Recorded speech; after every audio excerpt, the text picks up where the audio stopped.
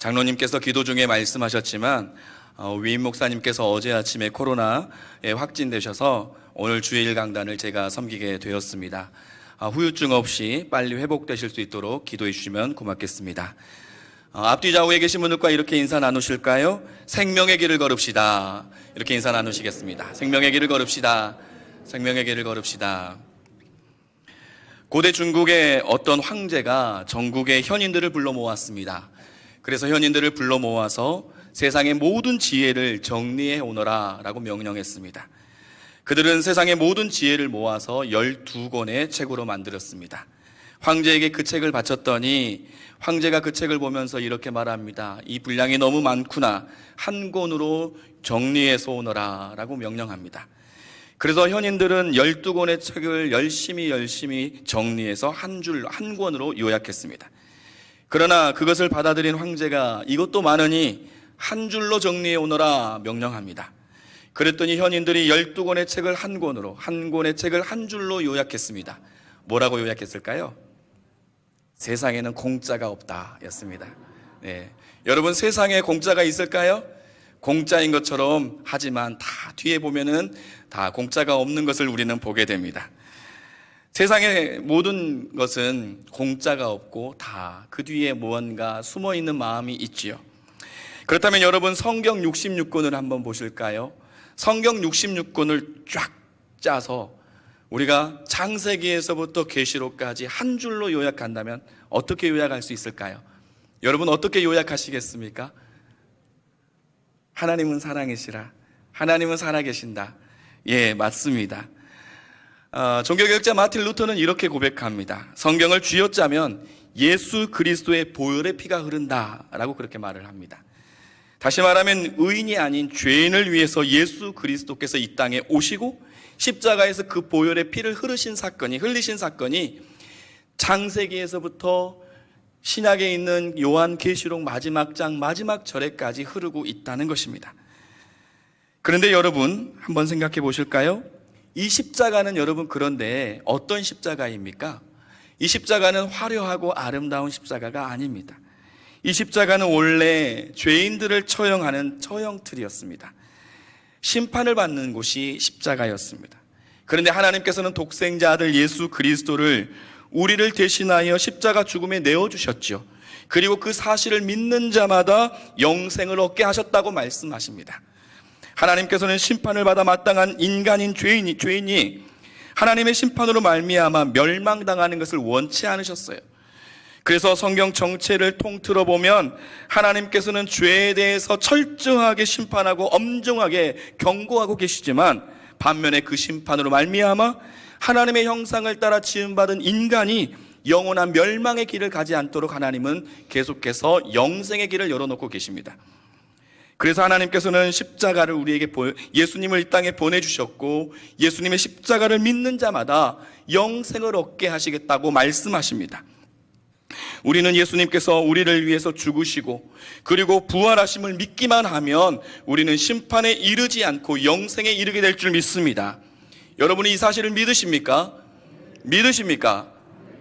만약에 여러분 가운데 믿어지지 않는 분이 계신다면 이 시간 성령님께서 여러분의 심령을 깨우시고 영혼을 깨우셔서 믿어지지 않는 이 진리가 믿어지는 역사가 있기를 예수님의 이름으로 축복합니다. 하나님께서는 하나님의 형상을 따라 지음받은 인간이 범죄함으로 하나님의 심판에 이르고 멸망에 이르는 것을 원치 않으십니다. 그래서 하나님께서는 우리로 하여금 예수 그리스도의 십자가를 통해서 영생의 길을 열어주셨고 그 길을 걸어가기를 원하십니다. 믿기만 하면 심판과 멸망에 이르지 않고 영생을 얻겠다고, 영생을 주시겠다고, 영생을 받고 영원한 생명 가운데 살아가겠다고 약속하고 있습니다. 그것이 바로 오늘 본문에 나오는 말씀입니다. 하나님께서는 창세기 1장과 2장에서 천지를 창조하시고 인간을 창조하시지요. 하나님께서는 인간을 하나님의 형상으로 창조하신 후에 인간에게 복을 주십니다.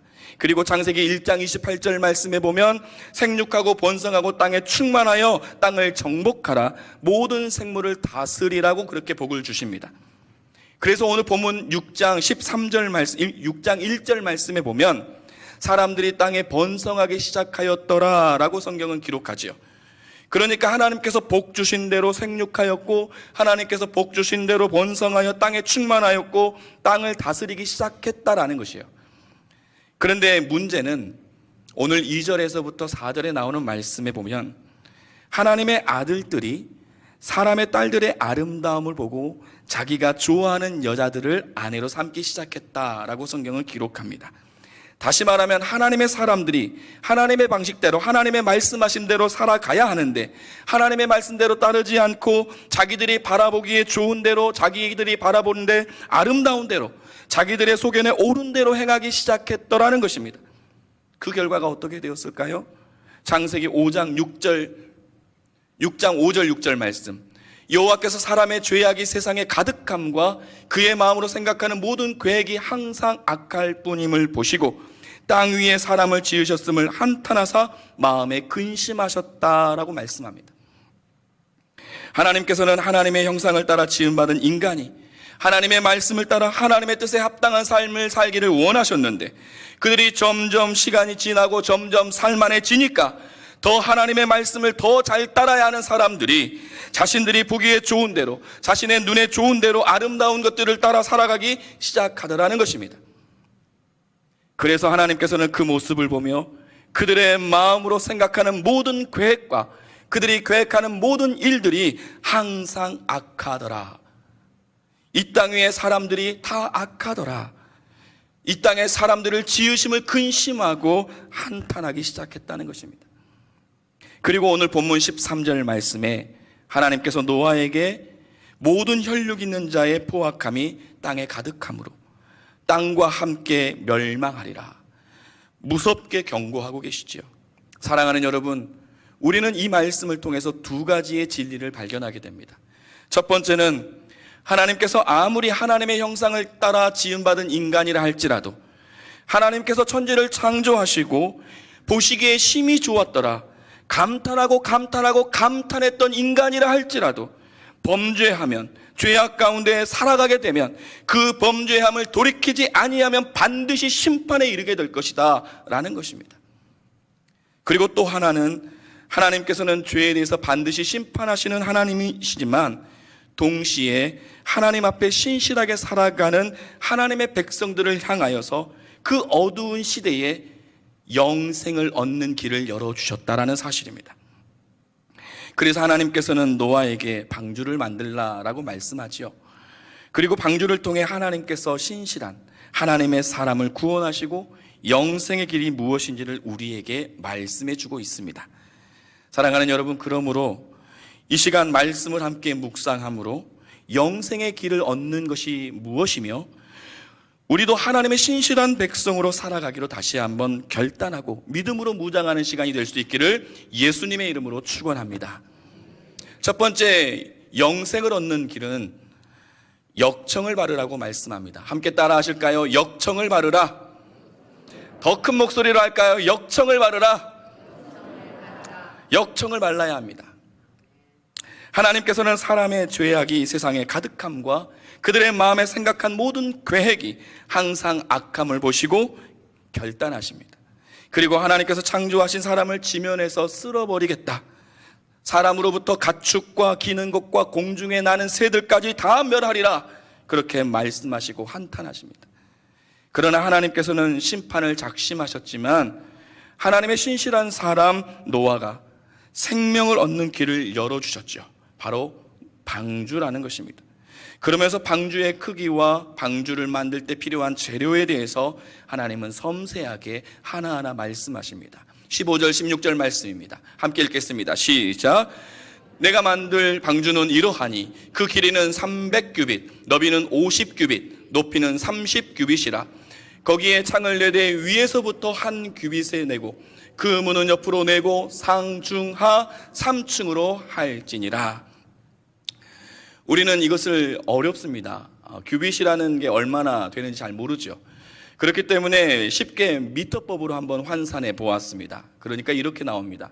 길이는 300규빗, 1규빗이 약 45cm 정도 되거든요. 그러니까 300 곱하기 45cm 하니까 길이가 135m가 되는 배였습니다. 넓이는 50규빗 곱하기 45cm 하니까 22.4m, 높이 30규빗, 45cm를 곱하면 13.5m가 됩니다. 어마어마하게 큰 배이죠. 재료는 무엇입니까? 고페르나무, 잣나무과의 고페르나무였습니다. 그리고 배는 어떻게 만들어졌습니까? 유선형이 아니라 네모난 상자형의 내부 3층으로 된 배였습니다. 용량은 약 2만 톤 정도 된다고 해요. 그러니까 양을 실으려 하면은 약 12만 5천 마리의 양 정도 실을 수 있을 정도의 그런 용량이라고 합니다. 하나님께서 방주를 만들라, 그리고 방주의 방식과 필요한 재료에 대해서 말씀하셨죠. 이렇게 만들어라, 크게 만들어라 라고 말씀하시면서 중요한 것 한마디를 덧붙이십니다. 14절 말씀 함께 읽겠습니다. 시작. 너는 고페르나무로 너를 위하여 방주를 만들되 그 안에 칸들을 막고 역청을 그 안팎에 칠하라. 여러분, 아무리 크고 아름답고 화려한 배라 할지라도 물이 새면 그 배는 운항할 수 없습니다. 혹여나 물이 새는 것을 알면서도 그 배를 바다에 띄우거나 강에 띄운다면 그 배는 얼마 가지 않아서 좌초될 것이고 가라앉고 말 것입니다. 그렇기에 하나님께서는 엄청난 크기의 방주를 만들라라고 말씀하면서, 그러면서 마지막에 하나의 작업이 있는데 물이 새지 않도록 하기 위해서 역청을 바르라는 것입니다. 엄청난 크기의 배가 문제가 아니라 그 배에 물이 새면 아무짝에 쓸모없는 배가 되어버립니다. 그러나 그 배에 물이 새지 않고 구조선이 되기 위해서는 물이 새지 않아야 하는데 그곳에 역청을 바르라는 것입니다. 역청을 바르되 안팎으로 바르랍니다. 역청을 바르는 일은 해도 되고 하지 않아도 되는 일이 아닙니다. 선택사항이 아닙니다. 반드시 해야 되는 일이지요. 방주가 물에 뜨기 위해서는, 방주 안에 들어가는 사람들이 살기 위해서는 반드시 해야 되는 일이 역청을 바르는 것입니다. 역청을 바르지 않으면 방주가 물에 뜰 수 없습니다. 역청을 바르지 않으면 나무가 썩어서 파도에 다 파산하고 말 것입니다. 그래서 하나님께서는 노아에게 철저하게 역청을 안과 밖으로 칠하라 말씀하시지요. 철저하게 칠해서 방주 안으로 물이 새어 들어오는 것을 막으라고 말씀합니다. 그래야 노아가 살 수 있습니다. 그래야 노아의 가족이 살 수 있습니다. 그래야 그 안에 있는 모든 가축들이 살 수 있기 때문에 그렇습니다. 노아와 노아의 가족과 많은 짐승들이 살 수 있는 길은 역청을 철저하게 틈없이 안팎으로 바르는 길밖에 없습니다. 귀찮아도 힘들어도 번거로워도 반드시 해야 되는 것이 무엇입니까? 역청을 바르는 것입니다. 사랑하는 여러분, 저와 여러분이 살 길은 어디에 있을까요?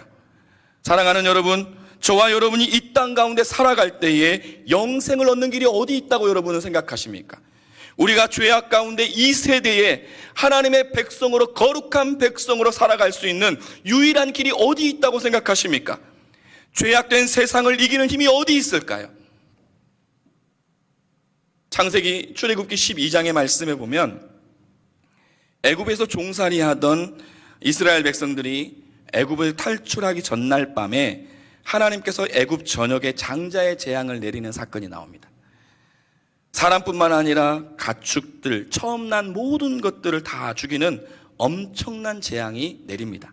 그때 그런데 하나님께서 한 가지 중요한 것을 알려주시죠. 그게 뭡니까? 이스라엘 백성들에게, 이스라엘 가정에 어린 양을 잡으라는 겁니다. 그리고 어린 양을 잡아서 그 피를 문설주와 임방에 바르라고 말씀합니다.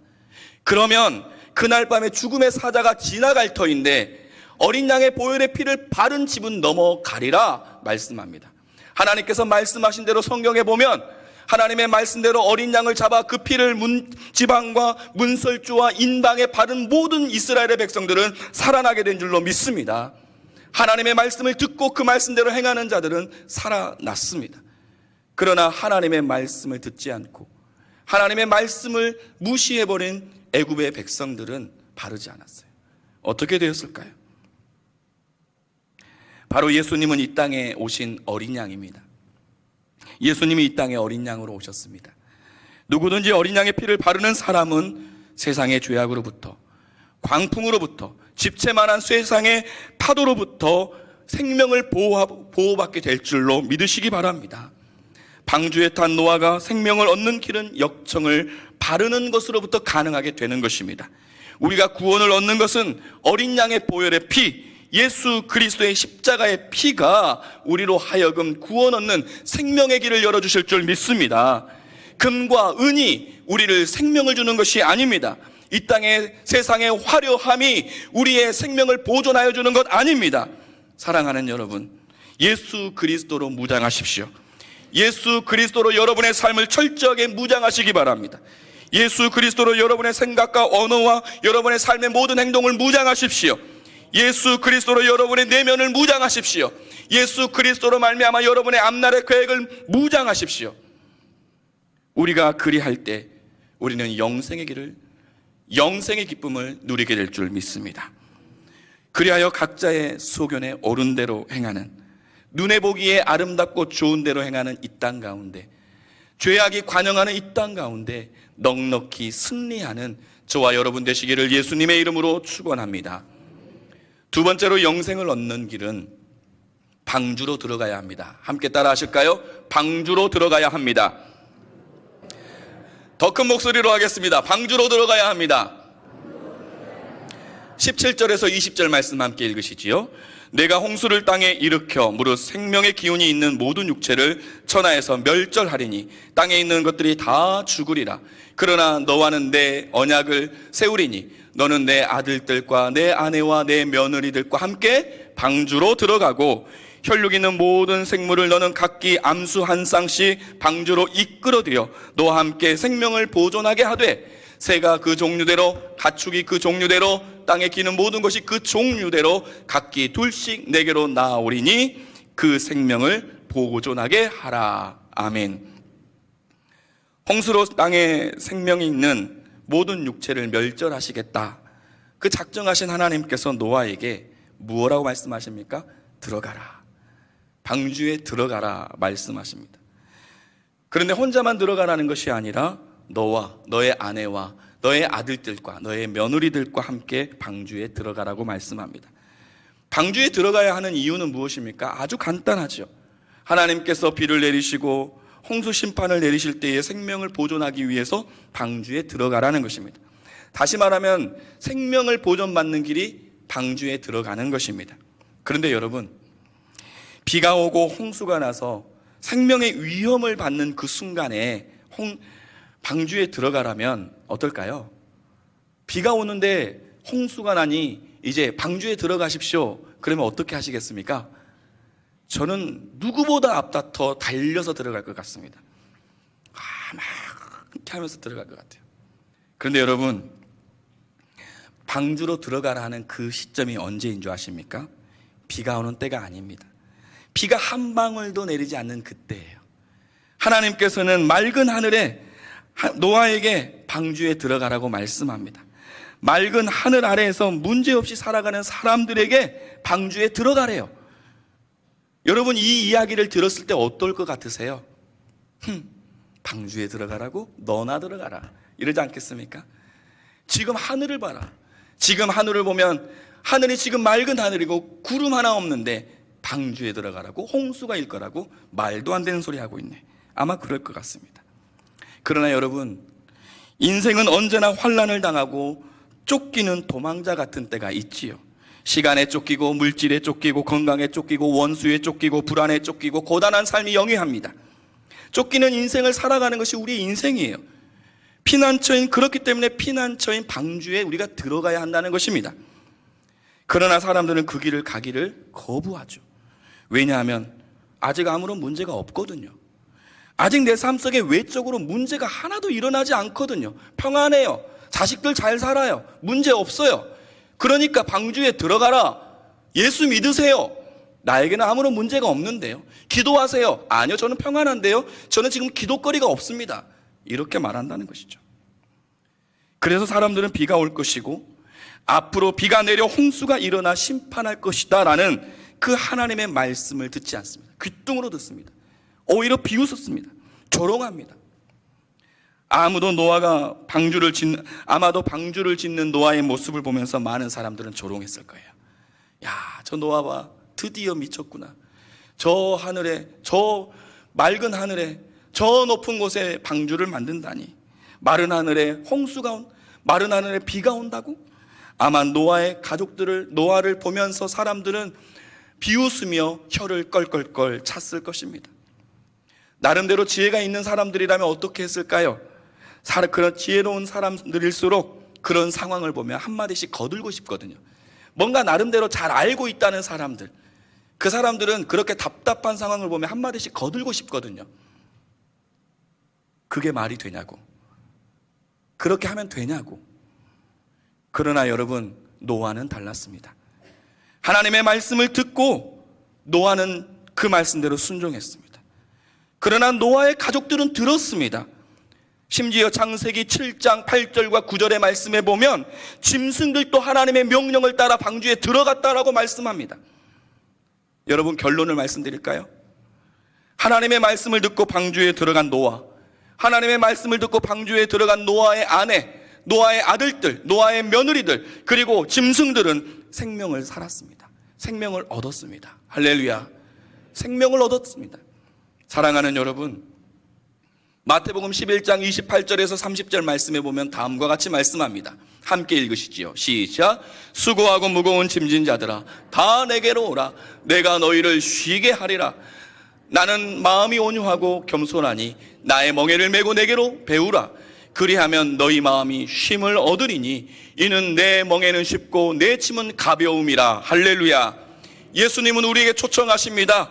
내게로 나아오라. 내가 너희를 쉬게 하리라. 내가 너희의 쉼이 되기라 말씀하십니다. 사랑하는 여러분, 주님 앞에 나올 수 있기를 간절히 소원합니다. 우리의 쉼이 되시고 우리의 방주가 되시 주께 가까이 나아갈 수 있기를 예수님의 이름으로 축복합니다. 성경에 보면 사람들이 환난을 당할 때에 피난처가 되는 도피성을 만들도록 여호수아에서 말씀합니다. 여호수아 20장 7절 8절 말씀에 보면 하나님께서는 부지 중에 범죄한 사람을 살리기 위해서 요단 동편의 3개, 요단 서편의 3곳에 이제 도피성을 만들도록 해요. 그리고 사람들이 부지 중에 살인하였다 할지라도, 부지 중에 죄를 지었다 할지라도 생명을 보존할 수 있는 그 기회를 주고 있어요. 아무리 큰 죄인이라 할지라도, 아무리 살인자라 할지라도 하나님께서는 그 영혼이 죽는 것을 원치 않으시고 생명의 길을 열어놓더라는 것입니다. 이것은 죄인인 우리가 예수 그리스도의 품에 들어가면, 예수 그리스도의 품에 안기면 영생을 얻게 될 것이라는 예표이고 그림자로 보여주고 있습니다. 방주 역시도 예표이고 그림자예요. 방주로 들어갈 때 비로소 우리는 생명을 보존받게 될 것이다라고 말씀합니다. 우리가 앞서 불렀던 찬송가 70장이 있죠. 한번 띄워주십시오. 제가 흰색 부분을 읽을게요. 여러분 노란색 부분을 읽어주십시오. 피난처에 있으니 환난을 당한 자 이리 오라. 땅들이 변하고 물결이 일어나 산 위에 넘치되. 여러분 두렵습니까? 두려움 없이 한번 읽어봅시다. 피난처에 있으니 환난을 당한 자 이리로 오라. 땅들이 변하고 물결이 일어나 산 위에 넘치되. 할렐루야. 우리의 피난처 가운데 나아가면 우리의 두려움이 사라질 줄 믿습니다. 높으신 하나님 우리를 구하니. 할렐루야. 괴로움이 심하고 환난이 극한한 피난처 되신 주 하나님은 우리의 피난처시요 우리를 구원한 자 되실 줄 믿습니다. 시편 46편 11절 말씀도 함께 읽겠습니다. 하나님은 우리의 피난처시요 힘이시니 환난 중에 만날 큰 도움이시라. 아멘. 사랑하는 여러분, 하나님께서는 지금 우리에게 말씀하십니다. 구원의 방주로 들어가라. 누구든지 수고하고 무거운 짐진 자들아 내게로 나오라 초청하십니다. 그러나 여러분의 삶은 맑고 밝은 하늘이십니까? 그렇게 아무런 문제 없이 스스로 잘 될 것이라고 자부하고 계십니까? 여러분, 지금 아무런 문제 없기 때문에 스스로 자부하지 마십시오. 방주가 닫힌 후에는, 비가 내리고 홍수가 나면 그때는 늦습니다. 아무런 문제가 없는 맑고 밝은 하늘에 하나님은 방주로 들어가라 말씀하십니다. 평안할 때 방주로 들어가라, 문제가 오기 전에 방주에 들어가라 말씀합니다. 우리는 방주에 들어가야 합니다. 주께 가까이 나아가야 합니다. 그래야 우리도 노아가 구원을 얻듯이 우리도 구원을 얻고 영생을 얻게 될 줄 믿습니다. 그러므로 우리의 지식과 지혜와 경험으로 하나님의 말씀을 판단하지 않고 믿음의 눈을 들어 여전히 일하시는 하나님을 신뢰함으로 방주에 들어가 우리의 피난처 되신 주님으로 말미암아 안전함을 누리시는 저와 여러분 되시기를 예수님의 이름으로 축복합니다. 마지막 세 번째 함께 읽으실까요? 명령대로 다 준행해야 합니다. 우리가 생명을 얻는 길은 명령대로 다 준행하는 거예요. 오늘 본문의 주인공인 노아에 대해서 성경에 기록하고 있는데 창세기 6장 6절 말씀에 보면 여호와께 은혜를 입었더라 라고 말씀하고요, 6장 9절 말씀에는 노아는 의인이요 당대의 완전한 자라 그가 하나님과 동행하는 자였다 라고 그렇게 표현합니다. 여러분, 노아의 때는 세상이 극도로 타락했던 때였습니다. 노아의 때는요, 하나님의 은혜를 모르는 때였어요. 하나님의 은혜를 인정하지 않는 때였어요. 그런데 그런 때에 노아는 하나님의 은혜를 인정했고 하나님의 은혜 안에 살아갔습니다. 하나님을 경외했고 하나님을 예배하는 삶을 살았습니다. 그 모습을 성경은 하나님과 동행했다고 그렇게 표현하지요. 그런 속에서도 노아가 생명을 얻고 인류가 다 멸절된 후에 인류의 중간 시조가 될 수 있었어요. 하나님께서 홍수로 모든 지면에 있는 것을 다 쓸어버릴 때 생명을 얻고 중간 시조가 되었다는 것입니다. 그런데 그렇게 중간 시조가 될 수 있었던 이유는 오늘 본문 21절 22절 함께 읽겠습니다. 시작. 너는 먹을 모든 양식을 내게로 가져다가 저축하라. 이것이 너와 그들의 먹을 것이 되리라.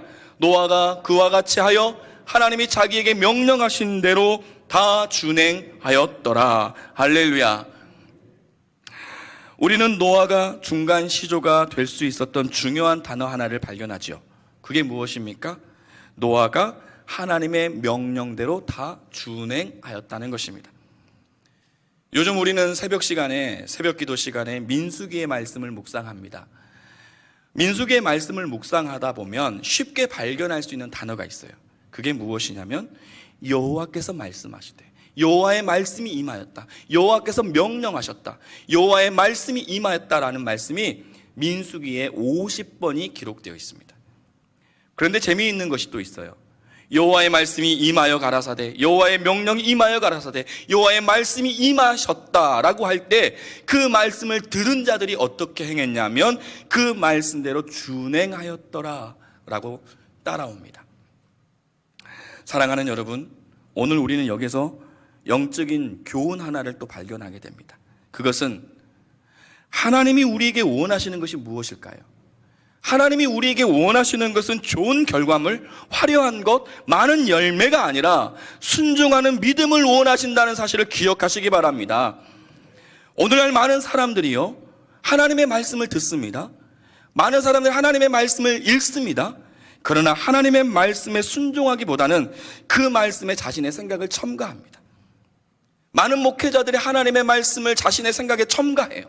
많은 그리스도인들이 하나님의 말씀을 듣고 첨가합니다.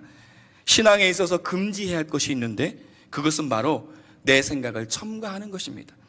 하나님 말씀대로 준행하지 않고 자기 중심적으로 해석하고 자의적으로 바꾸어서 행하는 것은 매우 위험한 신앙이라고 할 수 있습니다. 하나님의 일을 할 때 우리가 잘하는 것 중요하지요.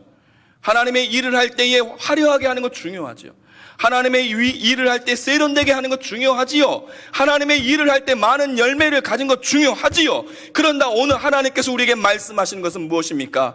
많은 열매를 맺어라, 세련되게 해라가 아니라 너희가 하나님의 명령대로 준행하라 말씀하고 있습니다. 이스라엘 초대 왕 사울이 있습니다. 이스라엘의 초대 왕 사울은 모든 사람이 볼 때에 흠모할 만한 인물이었어요. 성품도 너무 좋았어요. 제가 사울이 다른 건 하나도 안 부럽거든요. 한 가지가 부러워요. 사울의 키가 컸어요.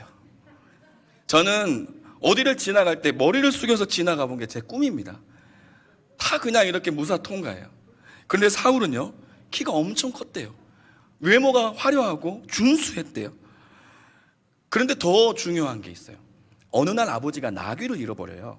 나귀를 잃어버리니까 이 사울이 아버지의 나귀를 찾기 위해서 끝까지 쫓아서 끝까지 찾아서 아버지의 나귀를 찾아옵니다. 여러분, 이것은 무엇을 암시하냐면 이스라엘의 한 사람, 한 영혼을 책임질 만한 지도자감으로 조금도 손색이 없다는 것입니다. 그러나 사울이요, 왕이 되었어요. 이스라엘의 왕국을 건국합니다. 이스라엘의 영토를 넓힙니다. 그리고 사울이 점점 그의 이름의 명성이 높아집니다. 그런데 사울의 마음이 점점 교만하기 시작해요. 하나님의 명령을 준행하였던 사울이 점점 하나님의 명령 앞에 자신의 생각을 더합니다. 하나님의 명령을 자의적으로 해석하고 자신의 행동을 마음에 원하는 대로 따라가기 시작합니다. 그래서 하나님께서는 사울을 왕으로 세우심을 후회하시고 그를 왕의 자리에서 내려오게 하신 후에 이스라엘의 두 번째 다윗을 왕으로 세우시죠. 이렇게 하나님의 명령을 준행하기라는 것은 결코 쉬운 일이 아니라는 것입니다. 여러분, 하나님의 말씀대로 살아가는 게 쉽습니까? 쉬워요? 어렵습니다. 저희 집에 둘째 아이가 있어요. 초등학교 2학년짜리. 정말 예쁜 저를 닮은 딸이에요. 제가 기도했습니다. 하나님, 딸을 주십시오. 아들을 주신다면 딸 같은 아들을 주십시오. 그렇게 기도했어요. 근데 하나님께서 아들 같은 딸을 주셨어요. 정말로 저를 닮았습니다. 어느 정도로 닮았냐면 제 성격도 닮았어요. 어느 날 밖에 나갔다 오더니 친구가 강아지를 데려왔나 봐요. 애완견을. 너무 예뻤나 봐요. 아빠, 나도 강아지 키울래. 그러는 거예요. 안 돼. 우리 집은 강아지 안 돼. 우리 집주인이 키우지 말라고 그랬어요. 제가 일부러. 그랬더니 아니야 아빠, 강아지 사줘. 그러는 거예요. 그래서 1년 동안 강아지 사주라고. 저를 볼 때마다 강아지 그러는 거예요. 제가 안 돼 그랬죠. 그런데 방학이 됐어요. 그런데 이제 방학이 되니까 매일 보잖아요. 자주 보잖아요. 아빠, 강아지. 네가 내 강아지다. 아니야, 강아지. 계속 그러는 거예요. 귀에 맴돌아요. 강아지. 지금도 맴돕니다. 아빠, 강아지 사줘. 여러분, 그래서 제가 약속을 했어요. 하은아, 그러면 아빠가 방학 때 내어주는 이 일들을 네가 잘하면, 엄마 아빠 말 잘 들으면 강아지 사줄게. 그랬어요. 그래서 제가 이렇게 했죠. 저녁 9시 반에 잔다. 자기 전에 내일 입을 옷을 준비한다. 내일 아침에 일어나는 시간은 7시 30분, 학교 가는 시간과 똑같다. 그리고 일어나면 세수하고 옷을 갈아입고 밥을 먹고, 그리고 일과는 학교에서와 똑같이 시작한다. 오전에는 공부하고 오후에는 너희들의 자유시간이다. 이렇게 정했어요. 여러분 어때요? 할 수 있을까요? 제가 안 사주려고 일부러 이렇게 타이트하게 했어요. 그런데 그 다음날 지키는 거예요. 그 다음날 7시 반에 눈을 퍽 뜨는 거예요. 아빠 일어났어요? 그러는 거예요. 아빠 밥 주세요. 배고파요. 이러는 거예요. 당황스럽더라고요. 사줘야 하나? 그 다음날 또 일어나는 거예요. 또 지키는 거예요. 그런데 그 다음날부터 숨통이 트이기 시작했습니다. 하나씩 안 지키더라고요. 지금은 안 지켜요. 강아지 안 사줘도 될 것 같아요. 할렐루야, 감사합니다. 잊어버렸어요. 여러분, 그냥 우스운 이야기를 한 거지만 우리는 이처럼 약속을 지킨다는 것, 명령을 지킨다는 것 쉽지 않습니다. 그런데 성경에 보면 노아는 하나님의 명령대로 다 준행하였더라 말씀합니다. 노아가 하나님의 명령을 받은 나이가 몇 살인지 아십니까? 480살이에요. 480살에 하나님께서 저 꼭대기에 방주를 만들라 말씀하세요. 그리고 노아가 방주를 완성한 나이가 몇 살인 줄 아십니까? 600살이에요. 그럼 몇 년 동안 지었습니까? 120년입니다. 여러분, 얼마나 큰 크기입니까? 135m의 크기예요. 22m의 넓이에요. 13.5m의 높이예요. 어디에다 만들라고 말씀합니까? 산 꼭대기에 만들래요. 얼마나 많은 짐승들을 태워야 합니까? 얼마나 많은 짐승들의 그 먹이를 모아야 합니까? 저장해야 합니까?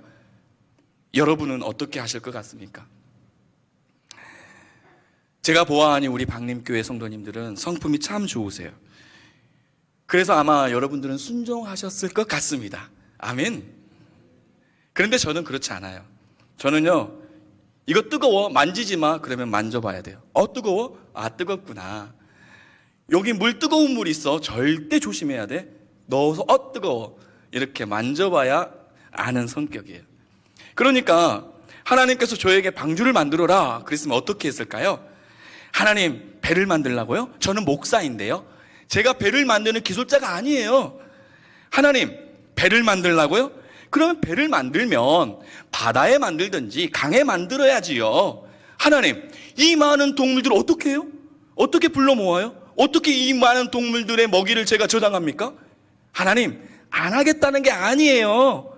하나님, 한 번만 더 생각해 보시라는 거예요. 하나님, 조르고 항변하고 이리 빼고 저리 빼고 그랬을 것 같습니다. 그러나 성경에 보면 노아는요, 하나님의 명령대로 다 준행하였더라. 할렐루야. 사랑하는 여러분, 이것이 영생을 얻는 길입니다. 이것이 은혜 받는 길입니다. 이것이 우리가 사는 길입니다. 이것이 우리의 가정이 일어나는 길인 줄 믿습니다. 히브리서 11장 7절 말씀 함께 읽으시지요. 믿음으로 노아는 아직 보이지 않는 일에 경고하심을 받아 경외하심으로 방주를 준비할 그 집을 구원하였으니 이로 말미암아 세상을 정죄하고 믿음을 따르는 의의 상속자가 되었느니라. 노아는 다 준행함으로 자신과 자신의 가정을 구원할 뿐만 아니라 의의 후사가 되었고 믿음의 조상이 되었고 인류 중간의 시조가 되었다는 것이에요. 세상에는 두 가지의 종류의 사람이 있다고 하지요. 첫 번째는 살아있으나 죽은 자처럼 살아가는 사람이에요. 그냥 좀비처럼 살아가는 거죠. 두 번째는요, 겉사람은 후패하나 믿음으로 생명의 길을 걷는 사람이 있다는 거예요. 노아는 여러분 어땠습니까? 겉사람은 후패하지만 믿음으로 걸었던 삶을 살았습니다. 노아의 시대나 지금 우리가 살아가고 있는 시대는 죄악이 관영한 것은 마찬가지입니다. 아니요, 우리가 살아가고 있는 시대가 더 죄악이 관영할지 모릅니다. 더 죄악 관영합니다. 그러나 사랑하는 여러분, 노아가 방주를 짓고 그리고 노아가 역청을 바른 것처럼 우리도 예수 그리스도의 보혈의 피를 덧입을 때에 우리도 영생을 얻게 되고 영생의 기쁨을 누리게 될 줄 믿습니다. 노아의 가족이 방주로 들어갈 때에 생명을 보존한 것처럼 우리의 구원의 방주 되신 하나님께 나아갈 때에 우리의 환난이 떠나가고 모든 피난처 안전함을 지켜주실 줄 믿습니다. 내가 내 생각을 더하고 내 방법이 옳아 보이고 합리적이고 이성적으로 우리가 생각해보고 그 길을 따르는 것이 아니라 여호와의 명령을 다 준행하는 자의 삶을 살아가시기를 예수님의 이름으로 축복합니다. 그리하여서 내 생각보다 앞서 일하시는 하나님, 내가 보지 못하고 내가 알지 못하는 일을 계획하시고 나를 위하여 영생의 길을 여시는 하나님의 축복을 누리는 복된 삶 되시기를 예수님의 이름으로 축복합니다.